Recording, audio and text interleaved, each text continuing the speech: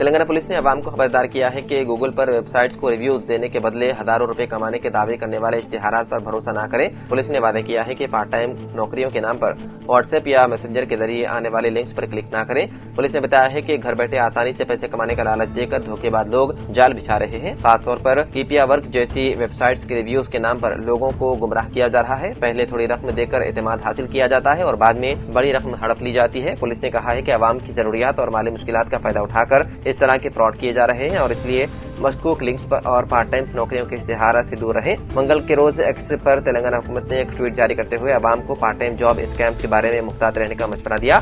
Police ने सवाल उठाया कि क्या वाकई गूगल रिव्यूज देने से पैसे मिलते हैं।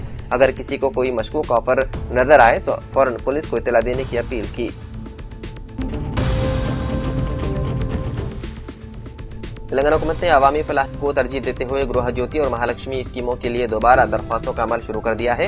इस फैसले के तहत वो तमाम अहल अफराद जो किसी वजह से अब तक ऑनलाइन स्कीमों से फायदा हासिल नहीं कर सके थे, अब एक मरतबा फिर दरख्वास्त दे सकते हैं। हुकूमत का कहना है कि कोई भी मुस्तहिक खानदान सरकारी सहूलतों से महरूम नहीं रहना चाहिए। हुकूमत ने वादा किया है कि दरख्वास्तों के अमल को आसान और शफाफ बनाने के लिए रियासत के तमाम मंडलों और म्यूनिसिपल वार्डों में सरकारी अहदेदार तैनात किए गए हैं ताकि अवाम को किसी किस्म की परेशानी का सामना न करना पड़े। नायब वज़ीर मल्लू भट्टी विक्रमार्का ने बताया है कि जिन अफराद को हाल ही में नए राशन कार्ड जारी किए गए हैं वो भी उन दोनों स्कीमों के लिए अहल होंगे।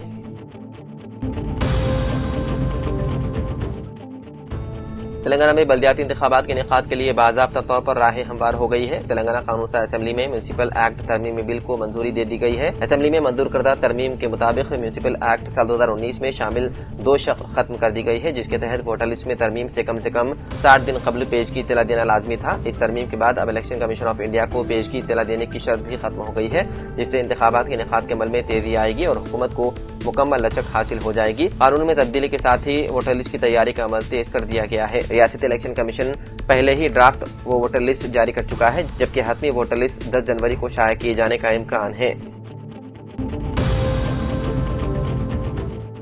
सीनियर और नहायत ही मोतबर सहाफ़ी जनाब एम रहीम मंगल के रोज तवील अदालत के बाद इंतकाल कर गए। उनके इंतकाल से सहाफती हलकों में गहरे रंजो गम की लहर दौड़ गई। सहाफती बरादरी, साथियों, दोस्तों और चाहने वालों ने एक ऐसे बुजुर्ग सहाफी के बिछड़ने पर अफसोस का इजहार किया जिन्होंने अपनी पूरी जिंदगी सहाफत के लिए वक्फ कर दी। जनाब एम रहीम अपनी दियानतदारी, पेशेवराना वाबस्तगी और सहाफत में तवील खिदमात के लिए जाने जाते थे।